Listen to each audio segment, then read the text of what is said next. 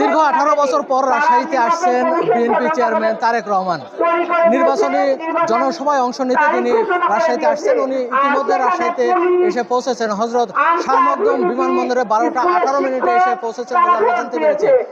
তিনি আজকে ঐতিহাসিক মাদ্রাসা মাঠে বক্তব্য দেবেন। এই মাদ্রাসা মাঠে ইতিমধ্যে সকাল থেকে নেতাকর্মীরা দলে দলে আসছেন এবং আমরা দেখতে পাচ্ছি যে রাজশাহীর এই ঐতিহাসিক মাদ্রাসা মাঠে এখানে কানায় কানায় পূর্ণ হয়ে গেছে নেতাকর্মীরা। তারা সকাল থেকে ছোট ছোট এবং বড় বড় দল নিয়ে নানান স্লোগানে তারা মুখরিত করে এই মাদ্রাসা মাঠে এসে উপস্থিত হয়েছেন।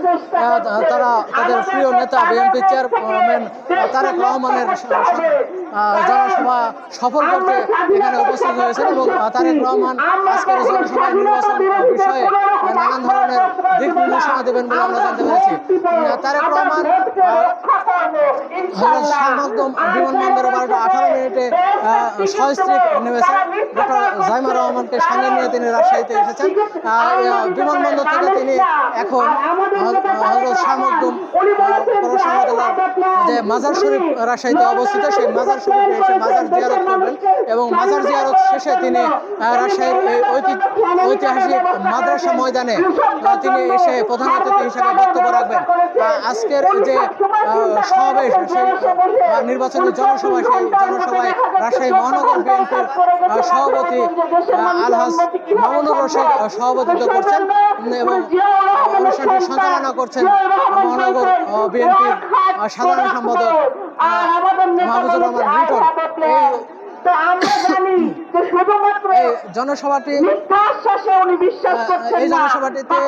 রাজশাহী বিভাগের 3টি জেলা, নাটোর, চাঁপাইনবাবগঞ্জ এবং রাজশাহী, এই 3টি জেলার 13 জন সংসদ সদস্য প্রার্থী যারা বিএনপি ধানের শীষ প্রতীকের জন্য মনোনীত হয়েছেন তারা এবং এই 3টি জেলার নেতাকর্মীরা আজকে এই সমাবেশে উপস্থিত হয়েছেন। তাদের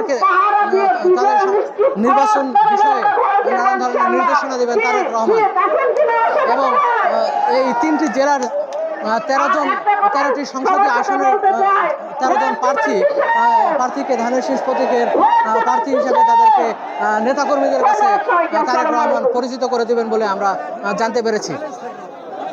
নির্বাচনী যে জনসভা তারেক রহমান বিভিন্ন বিভাগে শুরু করেছেন, তারই অংশ হিসেবে আজকে রাজশাহীতে উনি এসেছেন। আমরা যতটুকু নেতাকর্মীদের সাথে জানতে পেরেছি যে এই সমাবেশে 5 লক্ষাধিক নেতাকর্মীর জনস্রোত দেখা যাবে বলে বিএনপি নেতাকর্মীরা আশাবাদ ব্যক্ত করছেন এবং আজকে তারেক রহমান এই সমাবেশে বক্তব্য শেষে এরপর নওগাঁতে একটি সমাবেশে অংশ নেবেন, এরপর তিনি বগুড়াতে গিয়ে অংশ নেবেন। তো আমরা দেখছি যে এই মুহূর্তে রাজশাহীতে যে জনসভা মঞ্চ, এই মঞ্চে স্থানীয় নেতারা বক্তব্য দিচ্ছেন এবং তারেক রহমান 2টার সময় এসে এখানে প্রধান অতিথির বক্তব্য রাখবেন।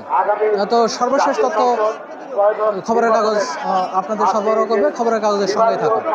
খবরের কাগজ, নিখাত, নির্ভীক, নিরপেক্ষ।